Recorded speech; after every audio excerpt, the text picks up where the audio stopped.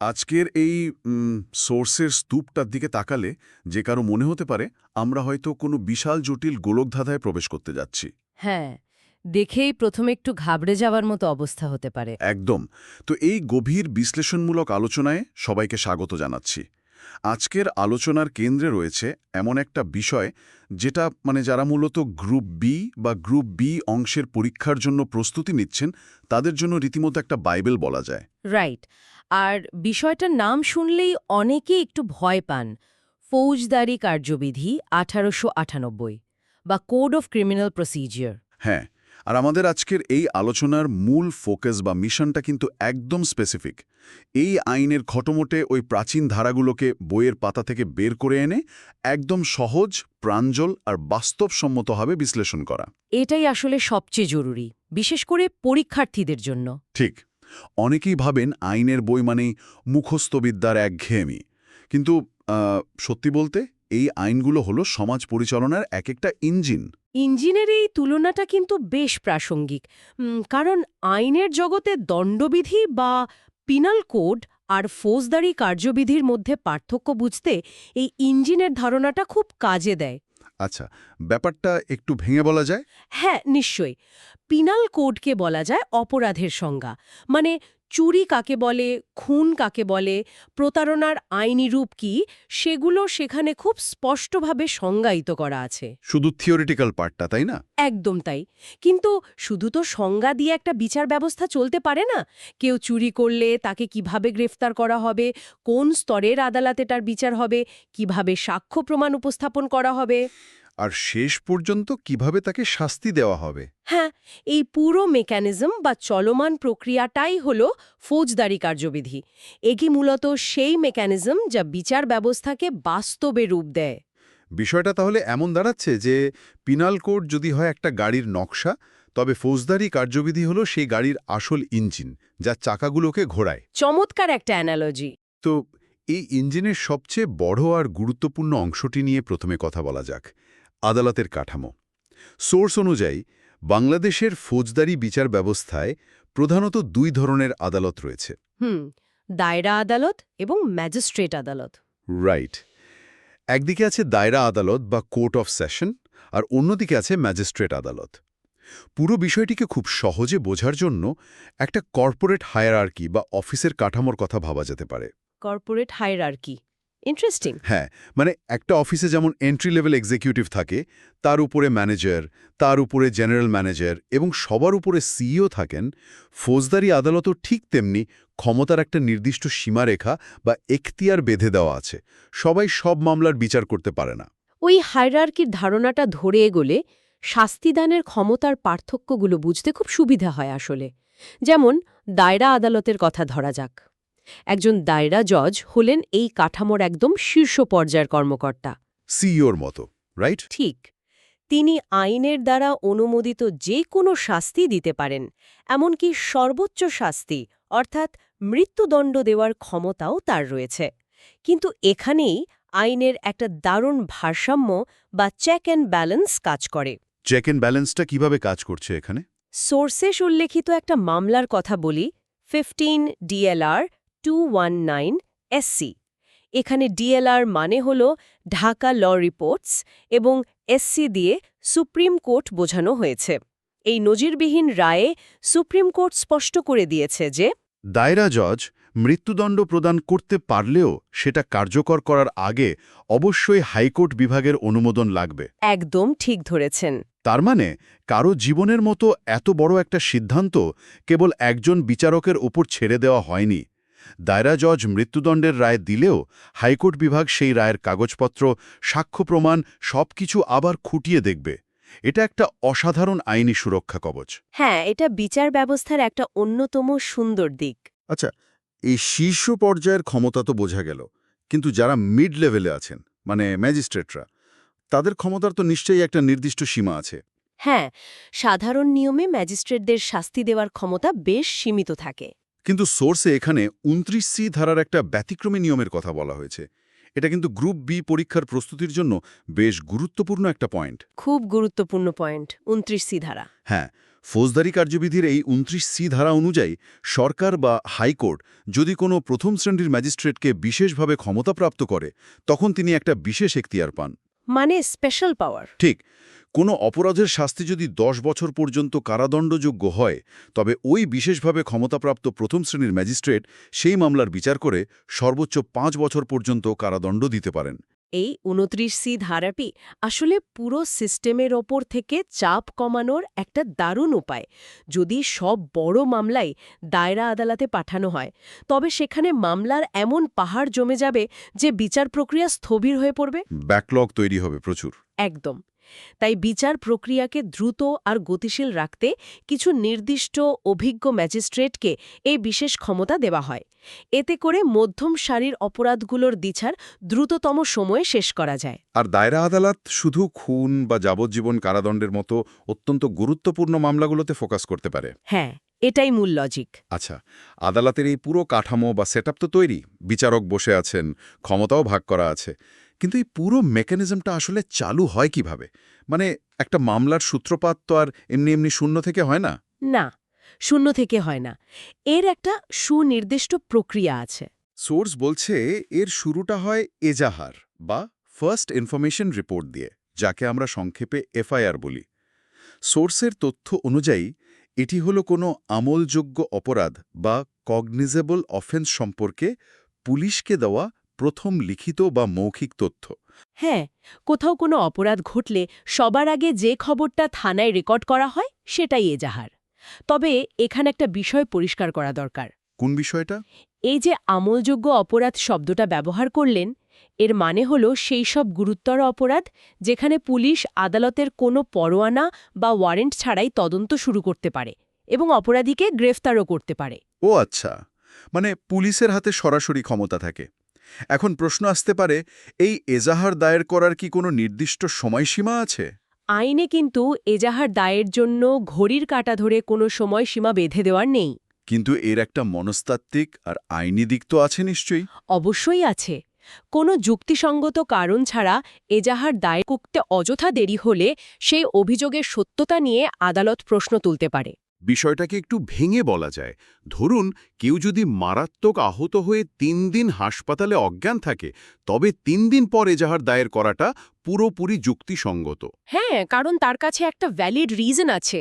কিন্তু কেউ যদি সম্পূর্ণ সুস্থ অবস্থায় কোনো বাধা ছাড়াই একটা ঘটনার 1 মাস পর থানায় গিয়ে অভিযোগ করে, তখন স্বাভাবিকভাবেই মনে হবে এতদিন পর কেন? এর পেছনে কোনো সাজানো গল্প বা মিথ্যা ফাঁসানোর চেষ্টা নেই তো? একদম। আদালত তখন সন্দেহের চোখে দেখবে। তো এই এজাহার হওয়ার পর শুরু হয় পুলিশের তদন্ত, আর তদন্ত শেষে পুলিশ আদালতে যে রিপোর্ট জমা দেয় সেটাই হলো পুলিশ রিপোর্ট। সোর্সে এই পুলিশ রিপোর্টের দুটো ভিন্ন দিকের কথা খুব সুন্দর একটা বাস্তব উদাহরণের মাধ্যমে বোঝানো হয়েছে। হ্যাঁ, ওই সাইকেল চুরির উদাহরণটা এখানে দারুণ কাজ করবে। আচ্ছা, উদাহরণটা একটু শেয়ার করা যায়। ধরা যাক, ক নামের এক ব্যক্তি থানায় গিয়ে অত্যন্ত সিরিয়াস ভঙ্গিতে এজাহার দিল যে তার সাইকেল চুরি হয়ে গেছে। পুলিশ ওই এজাহারের ভিত্তিতে তদন্ত শুরু করল। কিন্তু তদন্তে নেমে পুলিশ সাক্ষীদের সাথে কথা বলে আর তথ্য প্রমাণ ঘেঁটে আবিষ্কার করল এক ভিন্ন ঘটনা। কি ঘটনা? ক আসলে নিজের সাইকেলটি তার এক পরিচিতের কাছে বিক্রি করে দিয়েছে, কিন্তু এখন সে টাকাও পকেটে রাখবে, আবার পুলিশকে দিয়ে ভয় দেখিয়ে সাইকেলটাও ফেরত নেবে, এমন একটা অসৎ উদ্দেশ্যে থানায় মিথ্যে চুরির অভিযোগ করেছে। সাংঘাতিক চালাকি তো। হ্যাঁ, কিন্তু পুলিশ যখন এই পুরো সত্যটা উদ্ঘাটন করে আদালতে রিপোর্ট দেবে, তখন সেটাকে বলা হবে ফাইনাল রিপোর্ট ফলস বা সংক্ষেপে এফআর ফলস। অর্থাৎ অভিযোগটি একেবারেই ভিত্তিহীন বা মিথ্যা। শুধু তাই নয়, এ ধরনের মিথ্যে অভিযোগ করলে উল্টো অভিযোগকারীর বিরুদ্ধেও ব্যবস্থা নেওয়ার সুযোগ থাকে আইনে। একদম তাই। কিন্তু দৃশ্যপটটা যদি ভিন্ন হতো, পুলিশ যদি তদন্ত করে দেখত যে সত্যিই সাইকেলটা চুরি হয়েছে, কে চুরি করেছে তার কিছু প্রাথমিক প্রমাণ বা প্রাইমা ফেসি পুলিশের হাতে এসেছে, তখন কিন্তু আর ফাইনাল রিপোর্ট দেওয়া হতো না। না, তখন পুলিশ আদালতে দাখিল করত চার্জশিট বা অভিযোগপত্র। এই চার্জশিট মানে হলো পুলিশ আদালতকে বলছে, আমরা তদন্ত করে অপরাধের প্রাথমিক সত্যটা পেয়েছি, এবার আপনারা অভিযুক্তকে কাঠগড়ায় দাঁড় করিয়ে বিচার শুরু করতে পারেন। ঠিক, চার্জশিট দেওয়া মানেই বিচার প্রক্রিয়ার পরবর্তী ধাপে প্রবেশ করা।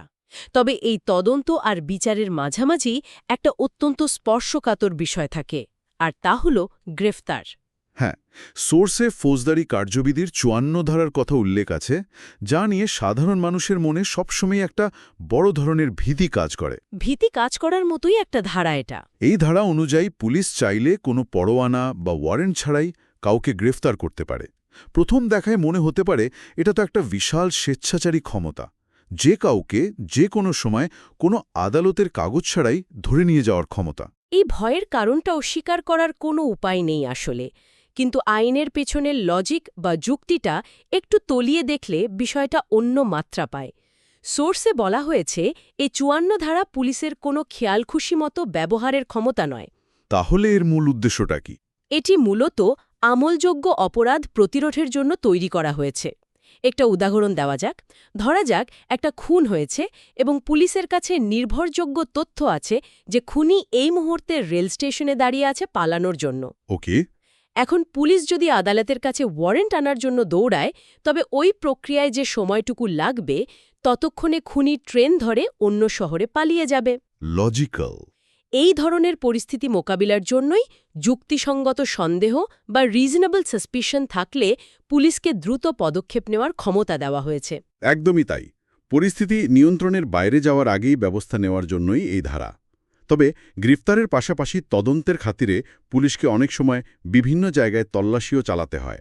হ্যাঁ, আর এই তল্লাশির জন্য প্রয়োজন হয় তল্লাশি পরোয়ানা বা সার্চ ওয়ারেন্ট। সোর্স অনুযায়ী ম্যাজিস্ট্রেট মূলত ৫টি সুনির্দিষ্ট কারণে এই তল্লাশি পরোয়ানা জারি করতে পারেন। এই ৫টি কারণ মনে রাখাটা কিন্তু পরীক্ষার জন্য খুব জরুরি। প্রথম কারণটি বেশ সাধারণ, চুরি করা সম্পত্তি উদ্ধার করার জন্য। কোথাও চোরাই মাল লুকিয়ে রাখা হয়েছে এমন খবর পেলে এই পরোয়ানা দেওয়া হয়। দ্বিতীয়টি হল জাল দলিল বা নকল জিনিসপত্র উদ্ধারের জন্য।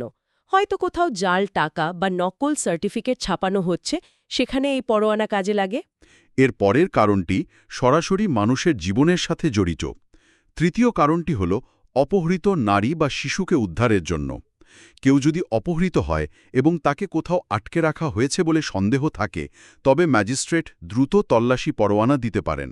চতুর্থ কারণটি রাষ্ট্রের নিরাপত্তার জন্য খুব গুরুত্বপূর্ণ। অবৈধ অস্ত্র, বিস্ফোরক বা আপত্তিকর কোনো প্রকাশনা উদ্ধারের জন্য। আর একদম শেষ বা পঞ্চম কারণটি হল সাধারণ উদ্দেশ্যে তল্লাশি। এর মানে হল ম্যাজিস্ট্রেট যদি মনে করেন তদন্তের স্বার্থে বা সত্য উদ্ঘাটনের জন্য কোনো নির্দিষ্ট স্থান তল্লাশি করাটা একান্ত প্রয়োজন, তবে তিনি এই পরোয়ানা জারি করতে পারেন। এই পরোয়ানাগুলো মূলত তদন্তকারীদের হাতে একটা চাবি তুলে দেয়, যা দিয়ে তারা বন্ধ দরজার ওপারে লুকিয়ে রাখা প্রমাণগুলো বের করে আনতে পারেন। এক্স্যাক্টলি। এবার এই গ্রেফতার আর তল্লাশির একটু পরের ধাপে যাওয়া যাক। যখন কাউকে গ্রেফতার করা হয়, তখন সেই ব্যক্তির এবং তার আইনজীবীর সবচেয়ে বড় লক্ষ্য থাকে জামিন বা বেল পাওয়া। হ্যাঁ, জামিনযোগ্য এবং জামিন অযোগ্য অপরাধের পার্থক্যটা সোর্সে খুব স্পষ্টভাবে দেয়া আছে। জামিনের এই কনসেপ্টটা তো ফৌজদারি বিচার ব্যবস্থার একটা অত্যন্ত মানবিক দিক।